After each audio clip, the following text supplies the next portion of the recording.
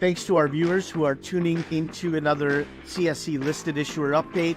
Of course, I'm Anil Mall with the Canadian Securities Exchange. And today I am speaking with Marc Branson. Marc is the director of First Phosphate Corp. Its symbol is PHOS on the CSE. Marc, nice to see you again, my friend. I hope you're well. Yeah, it's always a pleasure, Anil. And, thanks again for everything that CSE has done for us and all the other companies out there.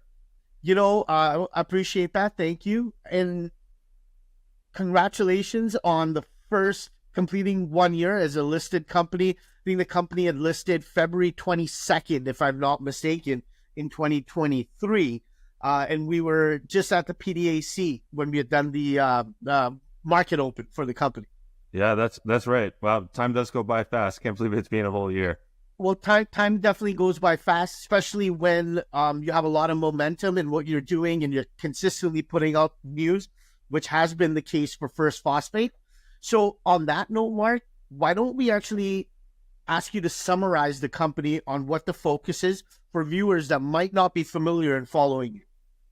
Yeah, sure. It's to start out, we're a phosphate company, but we're the only phosphate company solely kind of built ground up with the focus of the LFP battery space.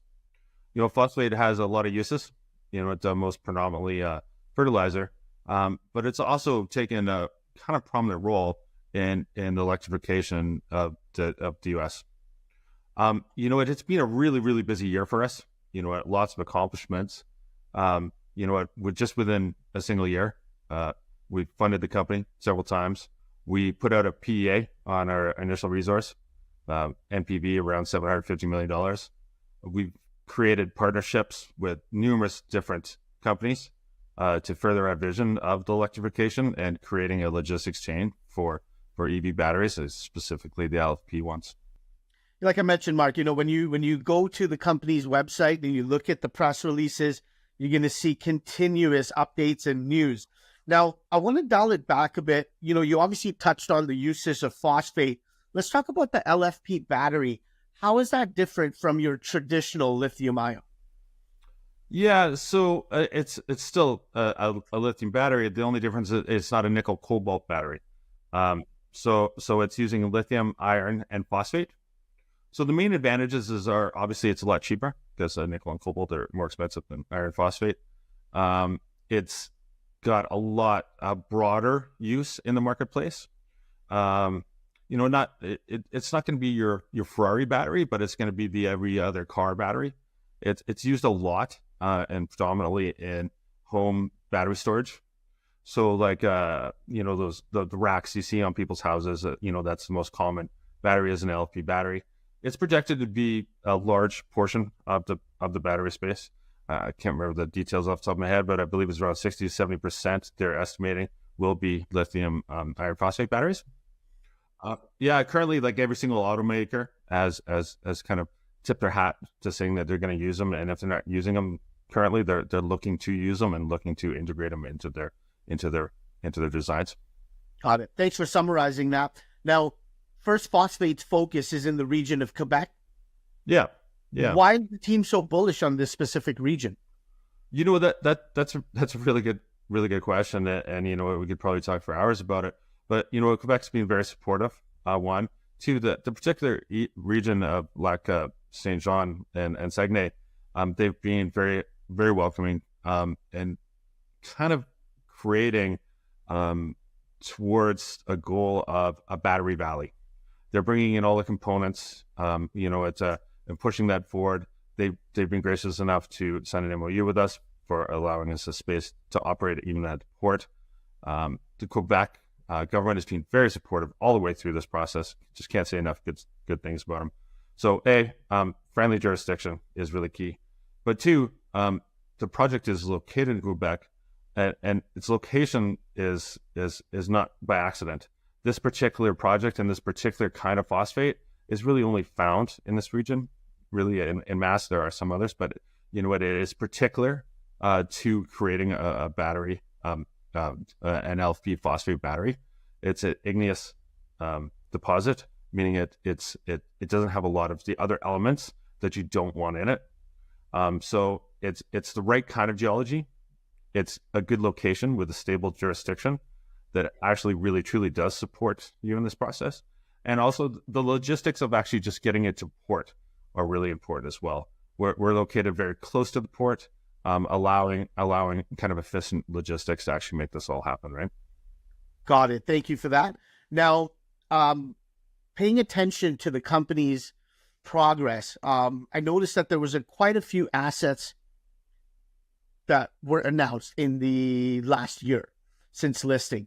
Can you maybe keep it to the some of the highlights on why some of the assets that you've acquired as a company that investors should pay attention to?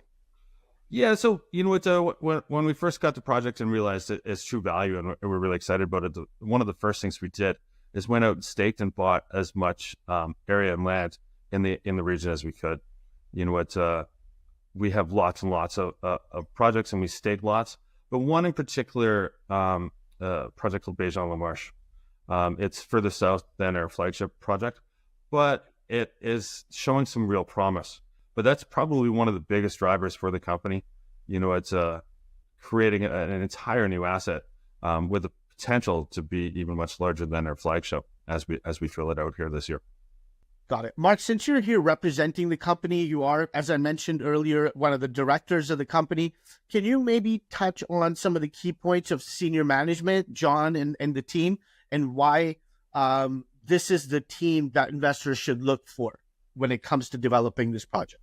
Yeah, you know what? Great question again, Anil. This team's fabulous. Unfortunately, you're graced with my presence and not John's today, because John is actually in Warsaw right now, speaking at the CRU, which is an international conference for phosphate, and sitting down and talking with our partnerships and really developing the business. And I think that just goes to show, how dedicated John is, the amount of time and effort, the sacrifices he's put in. To be able to accomplish what we've accomplished in just a short period of time, it's quite frankly staggering. This team's ability to execute, second to none in the junior space. From our geological staff to our accounting to our management, every single aspect of this company fires on all cylinders. And I'm very lucky to be part of this team, and it really has been a pleasure to kind of watch a high functioning team like this execute so well over a year, right?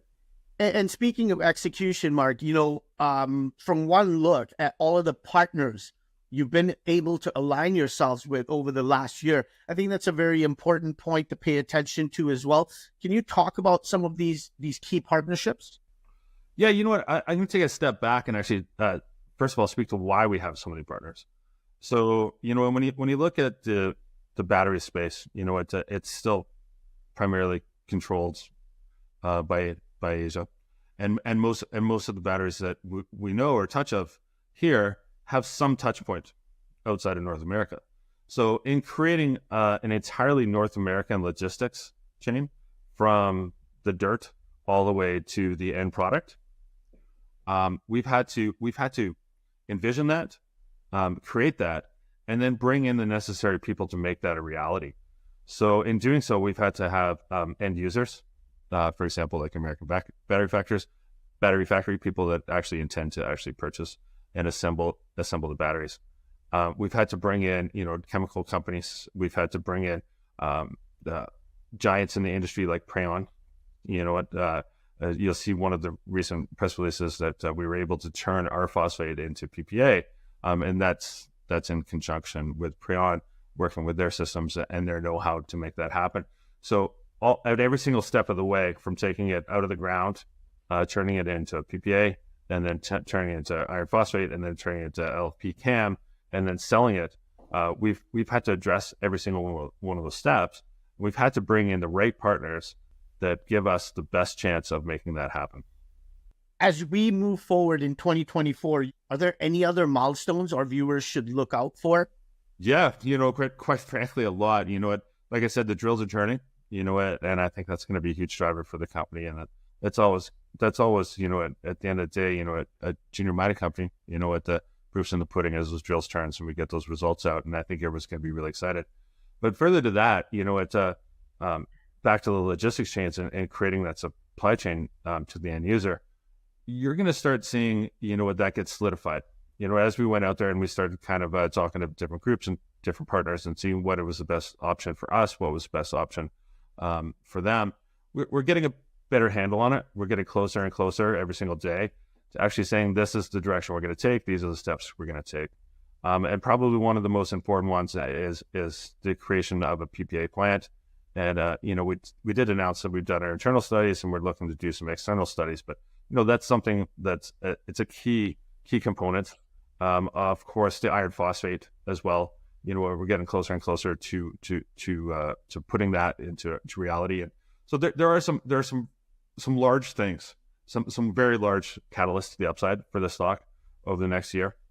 So if you kind of look at it in a holistic kind of way, we have an asset, but we're growing that asset. We're growing that asset leaps and bounds. We've kind of developed a channel to sell the product all the way to the end user.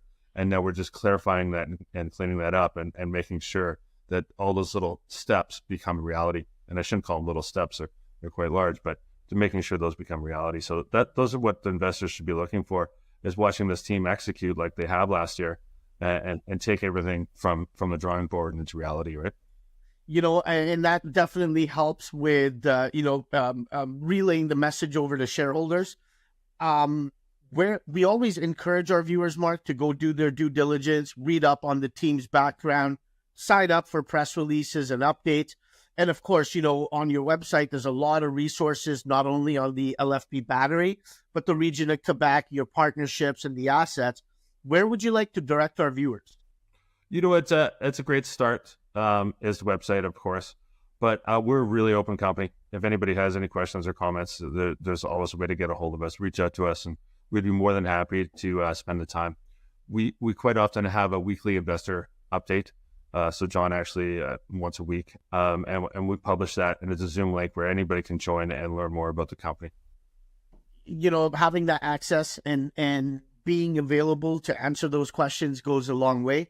Mark, again, I thank you for taking the time to talk to myself and our audience a little bit about what the company's focus is as we move forward in 2024. And I look forward to hosting you on maybe towards the end of summer when we can talk a little bit about the results of the drill program. To everybody watching and listening, you've been hearing from Marc Branson. Mark is the director of First Phosphate Corp. It's PHOS on the CSE. Mark, it's been a pleasure, and I really appreciate you taking the time today. Yeah, Anil, I can't say it enough. Thank you so much, and thanks for this opportunity. And, and thank you for anybody that took the time to listen to this. And again, please feel free to reach out, and we're always there for you. Much appreciated. Thank you. Thanks, Anil.